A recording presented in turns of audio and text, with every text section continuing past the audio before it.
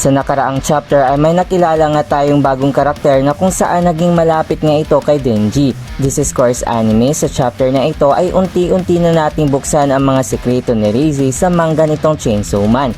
Kaya no further ado, simulan na natin. Habang nagtatrabaho nga pa rin si Aki at ang Angel Devil ay umaasa nga silang makapatay pa ng maraming mga kalaban. At lalong-lalo na may alam nga sila kung nasa na nga itong Gun Devil.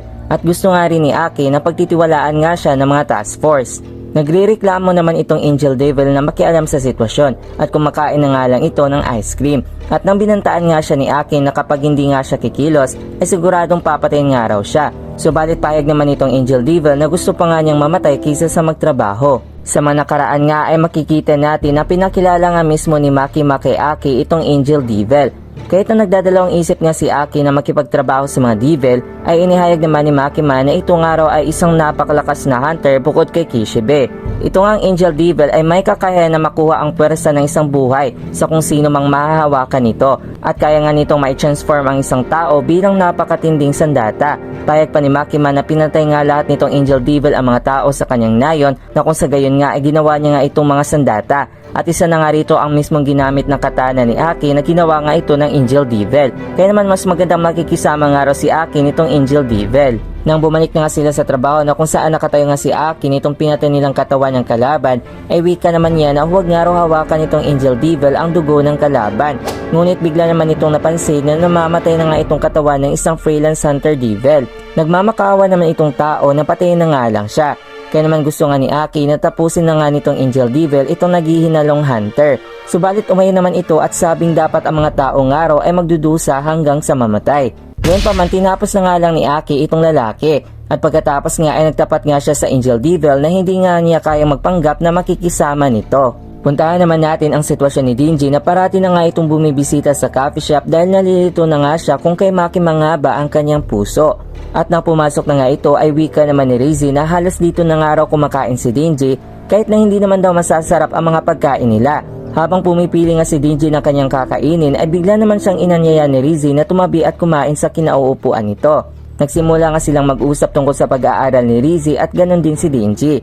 At hanggang sa tumabi na nga lang mismo itong babae sa mesa ng ating bida. At nang sinubukan nga ni Denji na basahin ang nakasulat sa papel ay namangha naman itong babae na marunong naman pala bumasa si Denji. Ngunit tugon naman ni Denji na tanging ang salitang balls nga lang daw ang kanyang kayang basahin. Kaya naman natatawa naman bigla itong si Rize.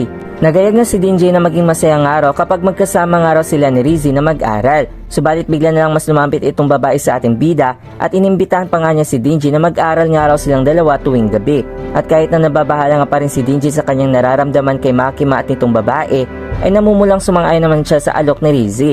Gayunpaman mula nga nitong isang banyo ay may isang taong nanginginig at walang damit pantaas. Kinakausap nga nitong lalaki ang Typhoon Devil at tinanong na kung bakit ang habol nga ng mga Devil ay ang puso ng Chainsaw Devil. Mula nga nitong lababo ay tugon pa nitong boses na hindi na nga ito kailangan malaman ng lalaki at gawin na lang ang tungkulin nito kung ano man ang nakasaad sa kanilang kontrata. At ika naman nitong lalaki na kapag makuha niya nga ang puso ng Chainsaw ay gagamitin niya nga ang lakas at kapangyarihan nitong Typhoon Devil.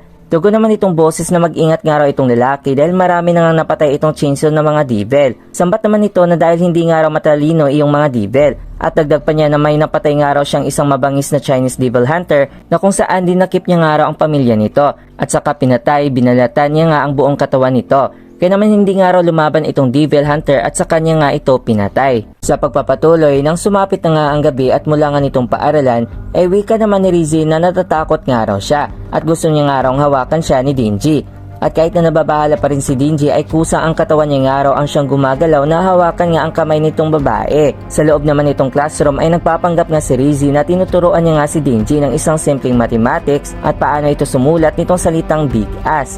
Habang napagtanto na nga ni Denji na ganito nga ang isang paaralan ay komento naman ni Rize na kulang nga raw ang kaalaman ng ating bida dahil hindi nga ito nakapag-aral mula elementarya. Inihayag nga ni Rize kung ano nga ang isang tungkulin bilang isang 16 years old na binata tulad ni Denji Subalit sa trabaho nga nito na pumapatay ng mga devil ay baka mapanganib nga ang kanyang buhay. Tambat naman ni Denji na sa trabaho nga niya ay nakakain naman siya ng 3 beses at may magandang higaan pa nga siya. Subalit paalala naman ni Rizzy sa kanya na iyon nga talaga ang mga nararapat gawin upang mabuhay. Habang hindi na nga mapakali si Denji ay bigla naman nag-anyaya muli si Rizzy na maligo nga sila sa isang swimming pool. Habang naguhubad na nga itong babae ay tugon naman ni Denji na hindi nga siya marunong lumangoy at tugon naman ni Rizzy na tuturuan niya nga raw ang ating bida. At habang patuloy nga pa rin sa paghubad itong babae ng kanyang mga damit, ay kita naman sa mukha ni Denji na parang hindi nga siya kabisado sa mga ganitong sitwasyon. At nang hubad na nga talaga itong babae ay wika naman ito na hindi naman nila nakikita lahat sa dilim. At kahit na nababahala nga pa rin ang parang inosente nating bida ay bigla na nga rin ito naghubad. At nang una na nga tumalon si Rizzy sa swimming pool ay patuloy pa rin sa pagkabahala si Denji. At hanggang sa tuloy na nga rin itong tumalon at masaya nga silang naligo sa swimming pool. At sinimula na nga rin ni Rizzy na turuan nga si Denji kung paano nga lumangoy. Habang patuloy nga sila sa kanilang ginagawa ay bigla namang umuulan at agad nga silang pumasok nitong silid-aralan. Nang tinatanong nga nila ang ulan sa labas ay bigla namang tanong nitong babae kay Denji kung ano nga ba ang pipiliin nito sa dalawa, na kung gusto nga ba nitong maging city mouse o isang country mouse. Sa ibang banda naman, pareho nga pa rin ang pinag-uusapan nila Ake at nitong Angel Devil habang sumisilong. Paliwanag pa ng Angel Devil na ang country mouse nga raw ay namumuhay na maganda subalit kulang nga ng mga pagkain at iba pang pangangailangan. Habang ang city mouse naman ay maraming masarap na pagkain subalit namumuhay naman ito ng napakadelikado.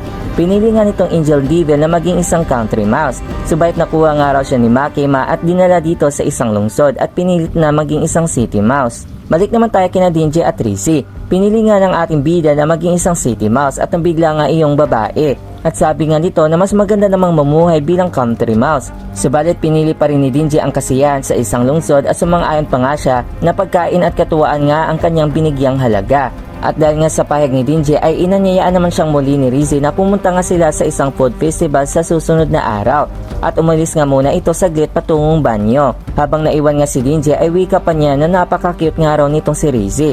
Nang patuloy nga naglalakad si Rizzy patungong banyo ay sa likod nga ng kadiliman ay sinusundan naman siya nitong isang tao na sa pag-aakala niya nga na si Denji nga ang sumusunod sa kanya. At ito nga pala ang lalaki kanina na kausap ang Typhoon Devil habang may dala nga itong patalim. Gayunpaman, mas nalilito naman si Denji dahil dalawang babae na nga raw ang kanyang makikita kapag pinipikit niya nga raw ang kanyang mga mata. Sa pagpapatuloy, nagsimula na nga ang habulan nitong madilim na silid ng paaralan. Wika naman itong lalaki na sa pag-aakala niya nga na pupunta nga raw sila ng banyo. Ngunit bumangon naman muli si Rizzy at tumakbo pa nga ito pataas habang patuloy nga pa rin siyang inahabol nitong lalaki. At hanggang sa napunta na nga siya sa rooftop. Nang muli nga nagharapan itong dalawa ay tinanong naman ni Rizzy kung sino nga itong lalaki. Tugon naman ng lalaki na kilala niya nga itong si Rizzy at isa nga raw itong cheese o sabihin na nga lang nating keso, kung saan itong babae nga raw ang kanyang gagamiting pain upang lumabas nga si Denji. Tuloy namang sinusubukan ni Rizzy na paalisin nga itong lalaki. Pero patuloy nga nitong sabi na babalatan niya nga raw ang mukha nitong babae, kukunin ang mata at saka ipapakita nga ito sa chinso at sasabing buhay pa nga raw itong si Rizzy. Dagdag pa ng lalaki na ginagawa niya nga raw ito para mapadali nga ang kanyang trabaho na mapatay ang ating bida.